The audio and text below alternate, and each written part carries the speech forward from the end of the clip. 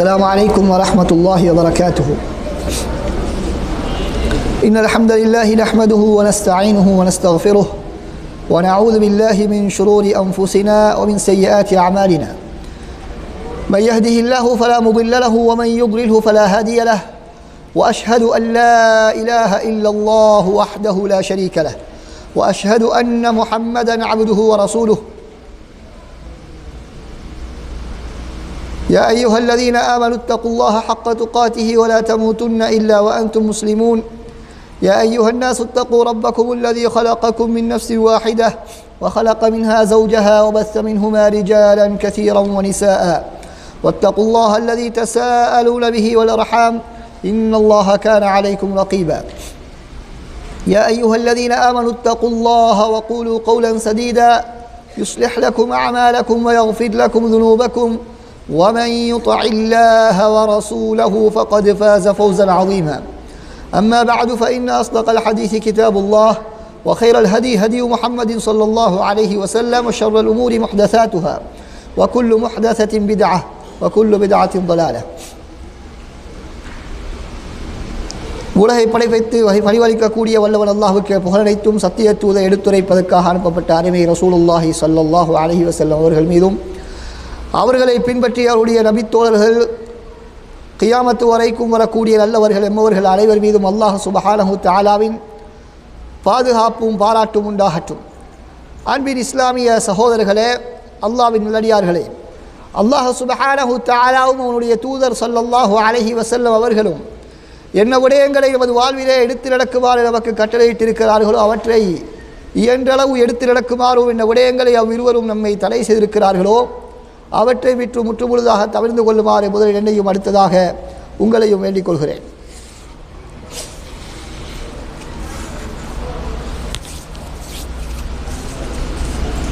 அன்பார்ந்த அல்லாஹ்வின் நல்லடியார்களே, அல்லாஹ் சுப்ஹானஹு தஆலா நமக்கு ஒரு பெருமதியான காலத்தை அடையக்கூடிய பாக்கியத்தை வழங்கி இருக்கின்றான். வேறு எந்த மாதங்களுக்கும் இல்லாத தனிப்பெரும் சிறப்புகளை உள்ளடக்கிய ஒரு மாதத்தை நாம் அடைந்திருக்கிறோம். அதுதான் ஷஹ்ரு ரமதான் அல்லதி உன்ஸில ஃபீஹில் குர்ஆனு ஹுதல் லின்னாஸி வபய்யினாத்தின் மினல் ஹுதா வல் ஃபுர்கான் என்று அல்லாஹ் சுப்ஹானஹு தஆலா அல் குர்ஆனிலே குறிப்பிடக்கூடிய அந்த ரமதானுடைய மாதம். அல்லாஹ் தஆலா அதனை பற்றி சொல்லும் பொழுது அதிலே தான் அல் குர்ஆன் அருளப்பட்டது, இறக்கப்பட்டது. எதற்காக வேண்டி? மனிதர்களுக்கு நேர்வழி காட்டுவதற்காகவும் சத்தியத்தையும் அசத்தியத்தையும் பிரித்தறிவித்து காட்டுவதற்காகவும் இந்த ரமதான் மாதத்திலே அல் குர்ஆன் அருளப்பட்டது என்பதாக அல் குர்ஆன் குறிப்பிடுகிறது. ரசூல் ஸல்லல்லாஹு அலைஹி வஸல்லம் அவர்கள் இந்த மாதத்தை பற்றி சொல்லும் பொழுது சொன்னார்கள், மன் ஸாம ரமதான ஈமானன் வஹ்திஸாபன் குஃபிர லஹு மா தகத்தம மின் தம்பி. யார் இந்த ரமதானுடைய மாதத்திலே முழுமையாக அல்லாஹ்வை நம்பிய நிலைமையிலும் நன்மையை எதிர்பார்த்தவர்களாகவும் நோன்பு நோட்பார்களோ அவர்களுடைய முன்பாவங்கள் அனைத்தும் மன்னிக்கப்பட்டுவிடும் என்பதாக சொன்னார்கள். இந்த ஹதீஸ் புகாரி முஸ்லிமிலே பதிவு செய்யப்பட்டிருக்கிறது. அபூ ஹுரைரா ரலியல்லாஹு அன்ஹு அவர்கள் அறிவிக்கிறார்கள். அன்பார்ந்த சகோதரர்களே, இவ்வாறு அல்லாஹ் சுப்ஹானஹு தஆலா நம்மீது எண்ணிலடங்காத அருள்களை சொரிந்திருக்கின்றான், அருளி இருக்கின்றான். இவற்றிலே இஸ்லாம் என்ற பாக்கியத்துக்கு பின்னால் அல்லாஹ் சுப்ஹானஹு தஆலா நமக்கு வழங்கி இருக்கக்கூடிய மிக முக்கியமான ஒரு அருட்கொடை தான் இந்த ரமதானுடைய மாதத்தை அடையக்கூடிய இந்த பாக்கியம். ஏனென்று சொன்னால் நமக்கு முன்னால் இதற்கு முன்னால் பல ரமதான்களிலே இருந்த எத்தனையோ சகோதரர்கள் இன்று நம்முடன் இல்லை. அல்லாஹ் சுப்ஹானஹு தஆலா நமக்கு இந்த பாக்கியத்தை அடைந்து அதனுடைய பகல் நேரத்திலே நோன்பு நோற்று இரவு நேரத்திலே நின்று வழங்கக்கூடிய சந்தர்ப்பத்தை அல்லாஹ் சுப்ஹானஹு தஆலா தந்திருக்கிறான் என்று சொன்னால் இது நம்மீது அல்லாஹ் சுப்ஹானஹு தஆலா புரிந்திருக்கக்கூடிய மிக பெரும் அருள் கிருபை என்பதை நாம் மறந்துவிடக்கூடாது.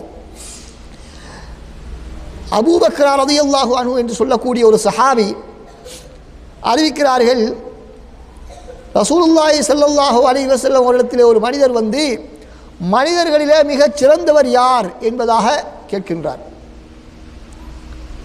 அதற்கு ரசூலுல்லாஹி ஸல்லல்லாஹு அலைஹி வஸல்லம் சொல்கிறார்கள், யாருக்கு அல்லாஹ் சுப்ஹானஹு தஆலா நீண்ட ஆயுளையும் நல்ல வழக்கங்கள் செய்யக்கூடிய பாக்கியத்தையும் வழங்குவானோ அவன்தான் சிறந்தவர் என்பதாக சொன்னார்கள். மீண்டும் அந்த மனிதர்களிலே மிக மோசமானவர் யார் என்று கேட்ட நேரத்திலே நபி அவர்கள் சொன்னார்கள், யாருக்கு நீண்ட ஆயுள் வழங்கப்பட்டு அந்த வாழ்க்கையிலே பாவம் செய்யக்கூடியவராக அவர் இருக்கிறாரோ அவர்தான் மிக மோசமான மனிதர். எனவே அன்பார்ந்த சகோதரர்களே, நாம் எவ்வளவு காலம் வாழ்கிறோம் என்பது முக்கியமல்ல, அந்த காலத்திலே நாம் என்ன அமல்கள் செய்கிறோம் என்பதுதான் முக்கியம். எவ்வளவு காலம் வாழ்ந்தாலும் அதிலே நாங்கள் நல்லவர்கள் செய்யவில்லை என்றால் அது நமக்கு தீங்காகத்தான் முடியுமே தவிர அதிலே எந்த விதமான நன்மையும் கிடையாது.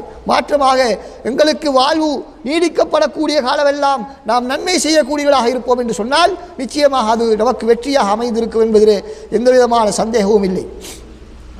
எனவேதான் இந்த காலத்திலே வயது முதிர்ந்தவர்களை எல்லாம் நாம் பார்க்கின்றோம். இந்த ரமதானுடைய மாதத்தை அடையக்கூடிய நேரத்திலே அவர்கள் அல்லாஹ்வின் பக்கம் அதிகமாக திரும்பக்கூடியவர்களாக இருக்கிறார்கள். அல்லாஹ்வை திக்ர் செய்யக்கூடியவர்களாக, இபாதத்துகளிலே காலங்களை கணிக்கக்கூடியவர்களாக, அல் குர்ஆனை ஓதக்கூடியவர்களாக இருக்கக்கூடிய ஒரு கூட்டத்தை பார்க்கக்கூடிய நேரத்திலே நிச்சயமாக நமது உள்ளங்களிலே சந்தோஷம் ஏற்படுகின்றது. அதற்கு மாற்றமாக இன்னொரு சாரார், அவர்கள் எவ்வளவுதான் வயது முதிர்ந்தாலும் இன்னும் பாவமான காரியங்களில் அவர்கள் ஈடுபட்டு கொண்டிருப்பதை பார்க்கும் பொழுது நமது உள்ளத்திலே கவலை தான் ஏற்படுகின்றது. அன்பார்ந்த சகோதரரை, அல்லாஹ் சுப்ஹானஹு வ தஆலா ஒரு மனிதனுக்கு நீண்ட ஆயுளை வழங்கக்கூடிய இடத்திலே 60 வருடம் 70 வருடம் 80 வருடம் ஒரு மனிதன் இந்த உலகத்திலே வாழ்ந்தும் அவன் திருந்தவில்லை என்று சொன்னால், அல்லாஹ்வின் பக்கம் திரும்பாமல் மீண்டும் மீண்டும் அதே பாவங்களிலே அவன் ஈடுபட்டு கொண்டிருக்கிறான் என்று சொன்னால் அவனை விட மிக பெரும் ஒரு நஷ்டவாளி இந்த உலகத்திலே யாரும் இருக்க முடியாது. புகாரியில் இடம்பெறக்கூடிய ஹதீஸ், அபூ ஹுரைரா ரலியல்லாஹு அன்ஹு அறிவிக்கிறார்கள், யாருக்கு அல்லாஹ் சுப்ஹானஹு வ தஆலா 60 வருடங்கள் வரைக்கும் வாழக்கூடிய வாய்ப்பை அளித்தும் அவன் திருந்தவில்லை என்று சொன்னால் அவனை போன்ற நஷ்டவாளி யாரும் இல்லை என்பதாக ரசூல் ஸல்லல்லாஹு அலைஹி வஸல்லம் அவர்கள் குறிப்பிடுகிறார்கள். அன்பார்ந்த சகோதரர்கள், எனவேதான் ஒரு கவிஞர் சொல்கின்றார், உலகத்திலே சில மனிதர்கள் மரணித்து விட்டார்கள், ஆனால் அவர்களுடைய நன்மைகள் மரணிக்கவில்லை. ஆனால் இன்னும் சில மனிதர்கள் இந்த உலகத்திலே வாழ்ந்து கொண்டிருக்கிறார்கள், ஆனால் அவர்கள் மரணித்தவர்கள் போன்றுதான் இந்த உலகத்திலே கணிக்கப்படுகிறார்கள் என்பதாக கூறுகிறார்.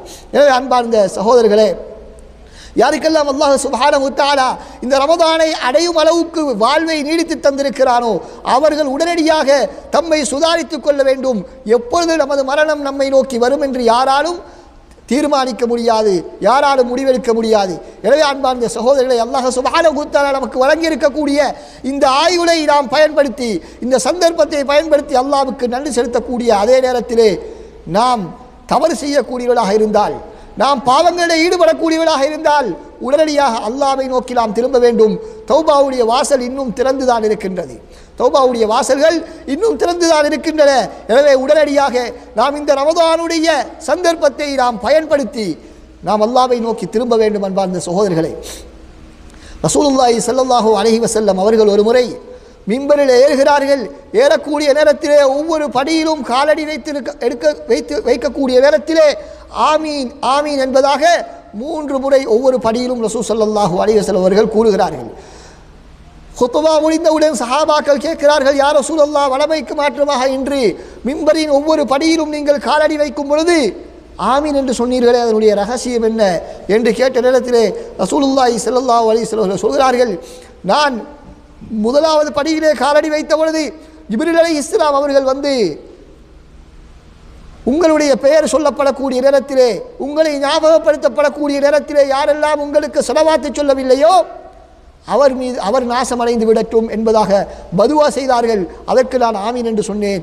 இரண்டாவதாக, யார் தனது பெற்றோர்களில் ஒருவரையோ அல்லது இருவரையும் அடைந்தும் அவர்களின் மூலமாக அவன் சுவர்க்கம் செல்லவில்லையோ அவனும் நாசமடைந்து விடட்டும் என்பதாக பதுவா செய்தார்கள். அதற்கும் நான் ஆமீன் என்று சொன்னேன். மூன்றாவதாக, யார் ரமதானை அடைந்தும் தனது பாவங்களுக்குரிய பரிகாரத்தை பெற்றுக்கொள்ளவில்லையோ, பாவங்களுக்கான மன்னிப்பை பெற்றுக்கொள்ளவில்லையோ அவரும் நாசமடைந்து விடட்டும் என்பதாக பதுவா செய்தார்கள். அதற்கும் நான் ஆமீன் என்பதாக சொன்னேன் என்பதாக ரசூலுல்லாஹி ஸல்லல்லாஹு அலைஹி வஸல்லம் அவர்கள் குறிப்பிட்டார்கள். அன்பார்ந்த சகோதரர்களை, ஏன் என்று சொன்னால் இந்த ரமதானிலே திருந்தாத ஒரு மனிதன் இந்த உலகத்திலே வேறு எப்பொழுதும் திருந்த முடியாது என்பதுதான் இந்த ஹதீஸினுடைய சுருக்கமாக இருந்து கொண்டிருக்கிறது. எனவே அன்பார்ந்த சகோதரர்களை, யாருக்கெல்லாம் இந்த ரமதானுடைய அடையக்கூடிய பாக்கியம் கிடைத்திருக்கிறதோ அவர்கள் எந்த விதமான காரணங்களையும் சாட்டுப்போக்குகளையும் கூறிக்கொண்டிருக்காமல் உடனடியாக தம்முடைய வாழ்வை திருத்திக் கொள்ள வேண்டும் என்பதை இந்த ஹதீஸிலிருந்து நாம் புரிந்து கொள்கின்றோம். அன்பார்ந்த சகோதரர்களே, அடுத்ததாக இந்த ரமதானுடைய ஆரம்ப கட்டத்திலே நாம் எல்லாம் இருந்து கொண்டிருக்கிறோம். இந்த நேரத்திலே இதுவரைக்கும் யாரெல்லாம் சரியான முடிவெடுக்கவில்லையோ இந்த ரமலானை எப்படி பயன்படுத்துவது, அதனுடைய பரிபூரணமான உச்சகட்ட பயனை நாம் எப்படி அடைந்து கொள்வது என்பதற்கான முடிவுகளை திட்டங்களை தீட்டவில்லையோ அவர்கள் இப்பொழுதிருந்தாவது அதற்கான முடிவுகளை எடுத்துக்கொள்ள வேண்டும். அல்லாஹ்விடத்திலே நெருக்கத்தை உண்டாக்கக்கூடிய அமல்களிலே தம்மை ஈடுபடுத்திக் கொள்ள வேண்டும். நோன்பு நோக்கக்கூடியவர்கள் வெறுமனே பசியும் தாகத்திலையும் இருந்து அந்த நோன்பை நோக்காமல் அதனுடைய ஒழுக்கங்களை பேணி அதனுடைய இஸ்லாம் கட்டுத்தந்திருக்கக்கூடிய பண்புகளை விழுமியங்களை ஒழுக்கங்களை பேணி இந்த ரமதானுடைய காலத்தை நாம் கழிப்பதற்கு முயற்சி செய்ய வேண்டும். இரவு நேரத்தில் நின்று வழங்கக்கூடியவர்களும் ஏனோ தானோ என்று எல்லோரும் அமல்கள் செய்கிறார்கள் என்பதற்காக அமல் செய்யாமல் இஹ்லாசுடன் நல்லெண்ணத்துடன் தூய்மையான எண்ணத்துடன் உள்ளச்சத்துடன் அந்த வழக்கங்களில் ஈடுபட வேண்டும். அல்லாஹ்விடத்திலே இதற்காக வேண்டி நாம் அல்லாஹ்விடத்திலே உதவி தேட வேண்டும். யா அல்லாஹ், இந்த நல்லமல்களை இந்த ரமதானுடைய உச்சகட்ட பயனை அடைவதற்கு எனக்கு சந்தர்ப்பத்தை வழங்குவாயாக என்று நாம் அல்லாஹ்விடத்திலே பிரார்த்தனை செய்யக்கூடியவர்களாக இருக்க வேண்டும். இல்லாவிட்டால் நாம் எவ்வளவுதான் முயற்சி செய்தாலும் நம்மால் அது சாத்தியமற்ற ஒரு விடயம். அன்பார்ந்த சகோதரர்களே, அல்லாஹ்வுடைய உதவி எப்பொழுது நமக்கு இல்லையோ அப்பொழுது ஒரு சுப்ஹானல்லாஹ் சொல்லுவதும் ஒரு சாத்தியமற்ற ஒரு விடயம் என்பதை நாம் உள்ளத்திலே ஆடித்தரமாக பதிந்து வைத்துக் கொள்ள வேண்டும். அடுத்ததாக அன்பார்ந்த சகோதரர்களே, ரசூல் ஸல்லல்லாஹு அலைஹி வஸல்லம் அவர்கள் ஒரு ஹதீஸிலே சொன்னார்கள், முஸ்னத் அஹ்மதில் இந்த ஹதீஸ் பதிவு செய்யப்பட்டிருக்கிறது. யாருக்கு இந்த உலகத்திலே ஒரு அடியானுக்கு அல்லாஹ் சுப்ஹானஹு தஆலா ஒரு நலவை நாடுகிறானோ அவனுக்கு அல்லாஹ் சுப்ஹானஹு தஆலா அவன் மரணிப்பதற்கு முன்னால் ஒரு நல்ல அமல் செய்யக்கூடிய பாக்கியத்தை வழங்கி அந்த நல்லமலை செய்து கொண்டிருக்கக்கூடிய அந்த தருவாயில் அவனுடைய உயிரை கைப்பற்றுவான் என்பதாக ரசூலுல்லாஹி ஸல்லல்லாஹு அலைஹி வஸல்லம் அவர்கள் குறிப்பிட்டிருக்கிறார்கள். எனவே அன்பார்ந்த சகோதரர்களே, அல்லாஹ் சுப்ஹானஹு தஆலா இந்த ரமதானை நமக்கு வழங்கியிருக்கிறான். இந்த ரமதானிலே எந்த அளவுக்கு நல்ல அமல்களை அதிகரித்துக் கொள்ள முடியுமோ நாம் அந்த அளவுக்கு நன்மைகளை அதிகரித்து செய்ய வேண்டும். அடுத்ததாக நாம் கவனிக்க வேண்டிய முக்கியமான ஒரு விடயம்தான், இன்று உலகத்திலே பலதரப்பட்ட மக்களும் ஒவ்வொரு நாடுகளிலும் முஸ்லிம்கள் பலவிதமான துன்பங்களுக்கும் பிரச்சனைகளுக்கும் இன்னல்களுக்கும் ஆளாகி கொண்டிருக்கிறார்கள். நிம்மதியாக வாழ்வதற்கு இடம் கிடையாது. பாதுகாப்பற்ற சூழல், அச்சமான பீதியான சூழலிலே முஸ்லிம் உம்மத்து பல இடங்களிலே வாழ்ந்து கொண்டிருக்கிறார்கள். அப்படி இருக்கக்கூடிய அந்த கட்டத்தில் அல்லாஹ் சுப்ஹானஹு தஆலா நமக்கு நிம்மதியாக சந்தோஷமாக பாதுகாப்பான சூழலிலே இருந்து கொண்டு இந்த நோன்பை அடையக்கூடிய பாக்கியத்தை அல்லாஹ் சுப்ஹானஹு தஆலா நமக்கு தந்திருக்கிறார். எனவே இதற்காக வேண்டியும் நாம் அதிகமாக அல்லாஹ்வுக்கு நன்றி செலுத்த வேண்டும். அப்படி நன்றி செலுத்தாத பொழுதுதான் நாமும் ஒரு கட்டத்திலே இப்படியான ஒரு துர்ப்பாக்கியமான நிலைமைக்கு செல்ல வேண்டிய நிலைமை ஏற்படும். அல்லாஹ் சுப்ஹானஹு தஆலா நம் அனைவரும் அப்படியான சூழலில் இருந்து பாதுகாக்க வேண்டும். அப்படி பாதுகாக்க வேண்டும் என்று சொன்னால் நிச்சயமாக நாம் அல்லாஹ்விடத்திலே அதற்காக வேண்டி அல்லாஹ்வுக்கு நன்றி செலுத்துவதோடு இப்படியான சூழலிலே இருந்து ஏனைய மக்களை பாதுகாப்பதற்காக வேண்டி நாம் நமது தொழுகைகளிலே, நமது சுஜூதுகளிலே, நமது பிரார்த்தனைகளிலே நாம் மறந்து விடாமல் அவர்களுக்காக வேண்டி துஆ செய்ய வேண்டும். எனவே அல்லாஹ் சுப்ஹானஹு தஆலா இந்த ரமதானை உரிய முறையிலே பயன்படுத்தி அதனுடைய உச்சகட்ட பயனை அடையக்கூடிய நன்மக்களை நம் அனைவரையும் ஆக்கிடுவாராக. அடுத்ததாக ஒரு சந்தேகம் பல சகோதரியினால் கேட்கப்படுகிறது. அதற்கான பதிலை இந்த இடத்திலே நாம் வழங்குவது பொருத்தமாக இருக்கும் என்று நினைக்கிறேன். அதாவது எங்களுக்கு தெரியும், இலங்கை நாட்டில் ஏற்பட்டிருக்கக்கூடிய மிகவும் ஒரு பீதியான அச்சமான சூழ்நிலை முஸ்லிம் மக்களுக்கு, குறிப்பாக முஸ்லிம் மக்கள் பல தரப்பினராலும் குறிவைத்து தாக்கப்படக்கூடிய மிக ஒரு அபாயகரமான சூழ்நிலையிலே முஸ்லிம் சமுதாயம் இலங்கை போன்ற நாடுகளிலே வாழ்ந்து கொண்டிருக்கிறார்கள். அன்பார்ந்த சகோதரர்களை, இந்த நேரத்திலே ஒரு சந்தேகம் முன்வைக்கப்படுகிறது. அதாவது ஷஹீதுகள், அல்லாஹ்வுடைய பாதையிலே மரணிக்கக்கூடியவர்களுக்கு 72 கண்ணீர்களை அல்லாஹ் சுப்ஹானஹு தஆலா சுவர்க்கத்திலே திருமணம் செய்து வைப்பதாக ஹதீஸிலே குறிப்பிடப்பட்டிருக்கிறது. எனவே இதனை காரணமாக வைத்துதான் இப்படியான பயங்கரவாத செயல்களில் முஸ்லிம்கள் ஈடுபடுகிறார்கள் என்ற சந்தேகம் மீடியாக்களிலும் பலவிதமான சமூக வலைத்தளங்களிலும் இன்று கிளப்பப்பட்டு கொண்டிருக்கிறது. எனவே இது சம்பந்தமான என்ன தெளிவு என்பதாக பலர் என்னிடத்திலே தொடர்பு கொண்டும் ஏனைய உலமாக்கள் அறிஞரிடத்திலே தொடர்பு கொண்டும் கேட்கிறார்கள். எனவே இதற்கான ஒரு தெளிவை வழங்குவதற்கான ஒரு சந்தர்ப்பமாக நாம் இதனை பயன்படுத்தலாம் என்று நினைக்கிறோம். அன்பார்ந்த சகோதரர்களே, முதலாவதாக இன்று இஸ்லாத்திற்கு சேறு பூச வேண்டும் என்று நினைக்கக்கூடியவர்கள், இஸ்லாத்தினுடைய நட்பெயருக்கு களங்கம் ஏற்பட வேண்டும் என்று நினைக்கக்கூடியவர்கள், இஸ்லாத்திலே அங்கொன்றும் இங்கொன்றுமாக இருக்கக்கூடிய சில ஆதாரங்களை, சில கருத்துக்களை எடுத்து வைத்துக் கொண்டுதான் விமர்சிக்கிறார்கள். அப்படி இஸ்லாத்தை நாம் அணுகப் போனால், இஸ்லாத்திலே ஒரு இடத்திலே இருக்கக்கூடிய ஒரு வசனத்தையோ அல்லது ஒரு ஆதாரத்தையோ எடுத்துக்கொண்டு நாம் இஸ்லாத்தை நாம் விளங்கப் போனால் பலவிதமான விபரீதமான முடிவுகளுக்குத்தான் நாம் வர வேண்டி ஏற்படும். அப்படி என்று சொன்னால் தொழுகை இஸ்லாத்திலே கூடாது என்று சொல்ல வேண்டும், மதுபானம் ஹலால் என்று சொல்ல வேண்டி ஏற்படும். ஏன்? குர்ஆனிலே ஒரு வசனத்தை மாத்திரம் நாம் எடுத்தால் அல்லாஹ் தஆலா குர்ஆனில் என்ன சொல்கிறான்? ஃபவைலுல் லில் முஸல்லீன், தொழக்கூடியவர்களுக்கு நாசம் உண்டாவதாக, தொழக்கூடியவர்களுக்கு நாசம் உண்டாவதாக. எனவே இந்த வசனத்தை எடுத்துக்கொண்டு யாராவது ஒரு மூலவி பயான் பண்ணக்கூடிய இடத்தில் நீங்கள் தொழுங்கள், தொழுகையை கடைபிடியுங்கள், தொழாவிட்டால் உங்களுக்கு பாவம் கிடைக்கும் என்று சொல்லக்கூடிய இடத்தில் இந்த வசனத்தை எடுத்து வைத்துக்கொண்டு பாருங்கள் குர்ஆனிலே இப்படி சொல்லியிருக்கிறது, நீங்கள் என்ன பயான் பண்ணுகிறீர்கள் என்று ஒருவர் கேட்டால் யாராவது ஏற்றுக்கொள்வோமா? அது உலகத்திலே எந்த ஒரு அறிவாளியும் ஏற்றுக்கொள்ள மாட்டான். எந்த ஒரு பகுத்தறிவாதியாக இருந்தாலும், அது எந்த மதத்தை சேர்ந்தவராக இருந்தாலும், கிறிஸ்தவ மதமாக இருக்கலாம், யூத மதமாக இருக்கலாம், அல்லது இந்து மதமாக பௌத்த மதமாக இருந்தாலும், யாராக இருந்தாலும் அவர்களுடைய வேதத்திலே சொல்லப்பட்ட எங்காவது ஒரு மூலையிலே சொல்லப்பட்ட ஒரு விடயத்தை எடுத்து வைத்துக்கொண்டு அதனை மாத்திரம் ஆதாரமாக வைத்துக்கொண்டு அந்த மதத்தை விமர்சனம் செய்வது, அது யாராக இருந்தாலும், அது எந்த மதமாக இருந்தாலும் அது தவறு.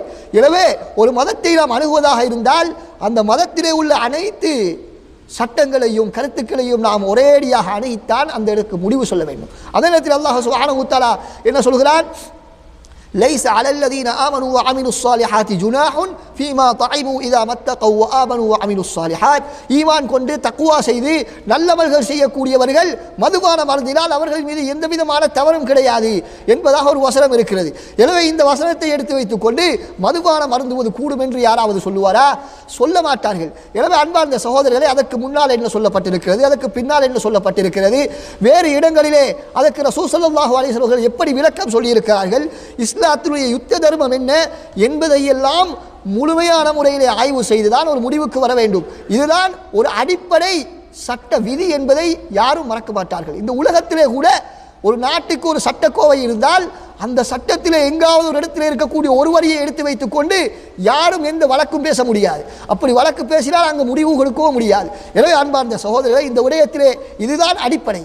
என்ன சந்தேகம் இஸ்லாம் சம்பந்தமாக கேட்கப்பட்டாலும், அது இந்த சந்தேகம் மாத்திரமல்ல, என்ன சந்தேகம் கேட்கப்பட்டாலும் நீங்கள் எங்களிடத்தில் எப்படி குற்றச்சாட்டை முன்வைக்க வேண்டும் என்று சொன்னால் மார்க்கத்தின் அனைத்து ஆதாரங்களின் அடிப்படையிலும் தான் குற்றச்சாட்டை முன்வைக்க வேண்டுமே தவிர ஏதாவது ஒரு ஆதாரத்தை அடிப்படையாக வைத்துக்கொண்டு குற்றச்சாட்டை முன்வைக்க கூடாது என்ற அடிப்படையில் நாம் நின்றால் யாருக்கும் நம்ம இஸ்லாம் சம்பந்தமான நட்பெயருக்கு களங்கம் விளைவிக்கக்கூடிய சந்தேகங்களை உருவாக்க முடியாது என்பதிலே நாம் ஆணித்தரமாக இருக்க முடியும். அன்பார்ந்த சகோதரர்களே, அடுத்ததாக இப்படி சொல்லக்கூடிய இந்த ஹதீஸ், அதாவது அல்லாஹ்வுடைய பாதையிலே மரணிக்கக்கூடியவர்களுக்கு 72 கன்னியர்களை அல்லாஹ் சுப்ஹானஹு வ தஆலா கொடுப்பான் என்ற அந்த ஹதீஸ் ஆதாரபூர்வமான ஹதீஸ். திர்மிதி, இப்னு மாஜா, அஹ்மத் போன்ற பல கிரந்தங்களில் இந்த ஹதீஸ் பதிவு செய்யப்பட்டிருக்கிறது.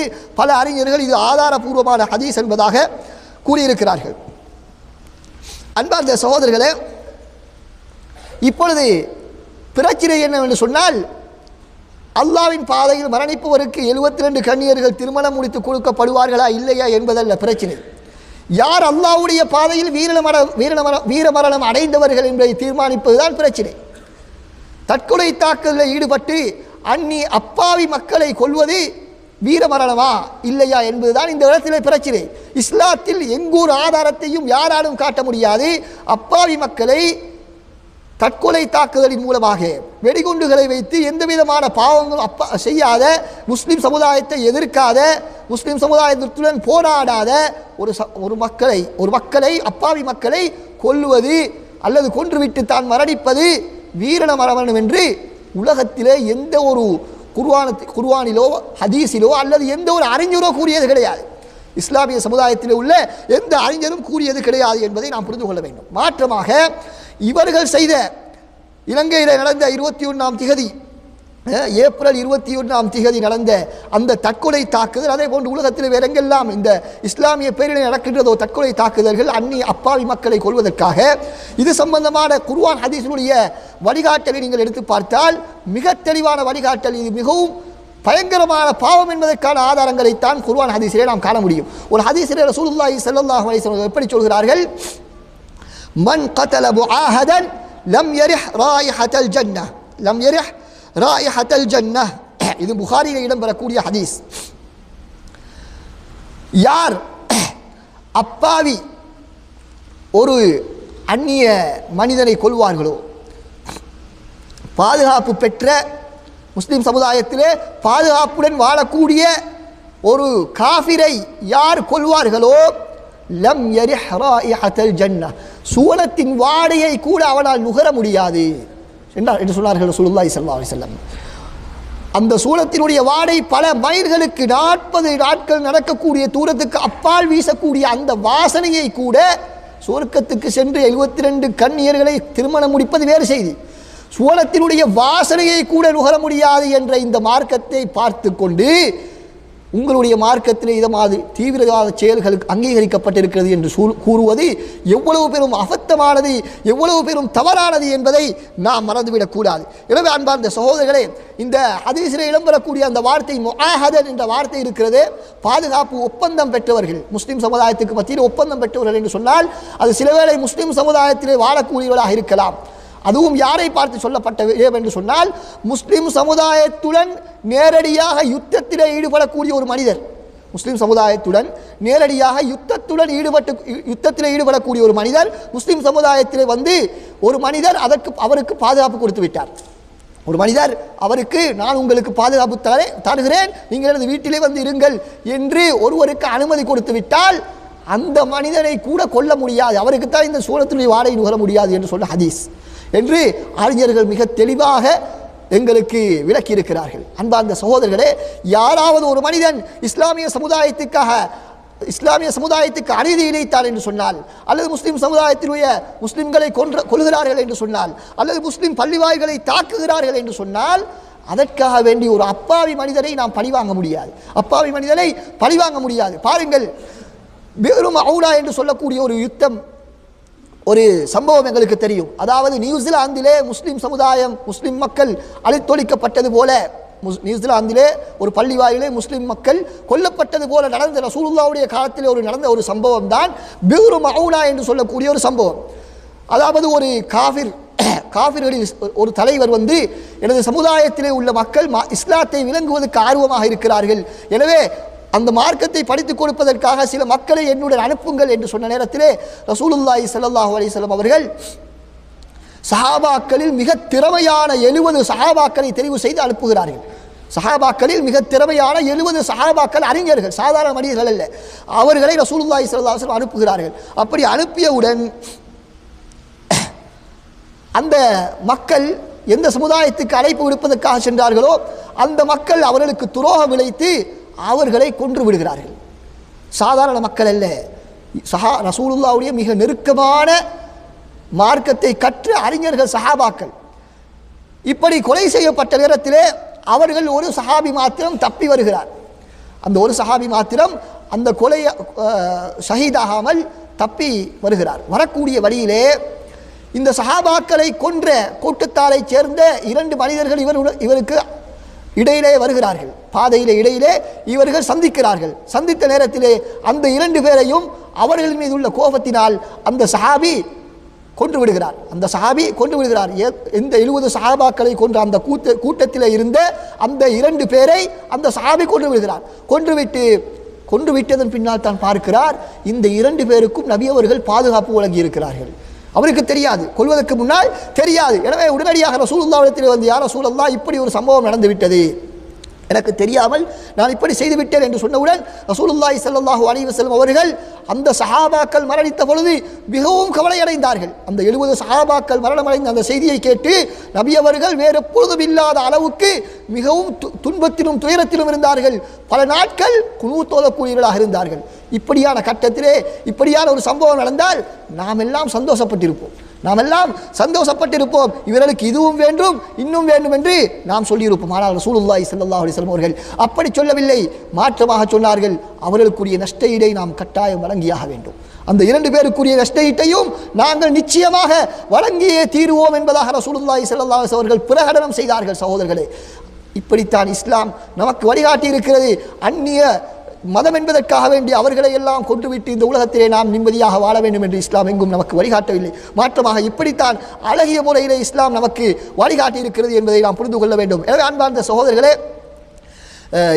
இப்படி இந்த ஷஹீதுகள் என்பவர்கள் பொதுமக்களை கொல்லக்கூடியவர்கள் அல்ல, மாற்றமாக இஸ்லாமிய பார்வையிலே ஒரு இஸ்லாமிய தலைமைத்துவ இஸ்லாமிய ஆட்சியின் கீழ் இன்னொரு காஃபிரான நாட்டுடன் போர் நிகழக்கூடிய நேரத்திலே இந்த நேரத்தில் அந்த போரிலே வீர தீரத்துடன் போராடி மரணிக்கக்கூடியவர்களுக்குத்தான் அந்த வீரமரணமுத்தினுடைய பாக்கியத்தை அல்லாஹ் சுப்ஹானஹு வ தஆலா வழங்குவானே தவிர வெறுமனே அப்பாவி பொதுமக்களை கொள்வதற்கு அல்ல என்பதை நாம் மிக திட்ட தெளிவாக புரிந்து கொள்ள வேண்டும். வல்லவன் அல்லாஹ் சுப்ஹானஹு வ தஆலா நமக்கு இஸ்லாத்திலே மென்மேலும் உறுதியை வழங்கி இஸ்லாத்தை உறுதியாக பின்பற்றிய நிலைமையிலே அல்லாஹ்வை சந்திக்கக்கூடிய பாக்கியத்தை நம் அனைவருக்கும் தந்தருவானாக. வ ஆகிரு தஅவானா அனில் ஹம்துலில்லாஹி ரப்பில் ஆலமீன். வஸ்ஸலாமு அலைக்கும் வரஹ்மத்துல்லாஹி வபரகாத்துஹு.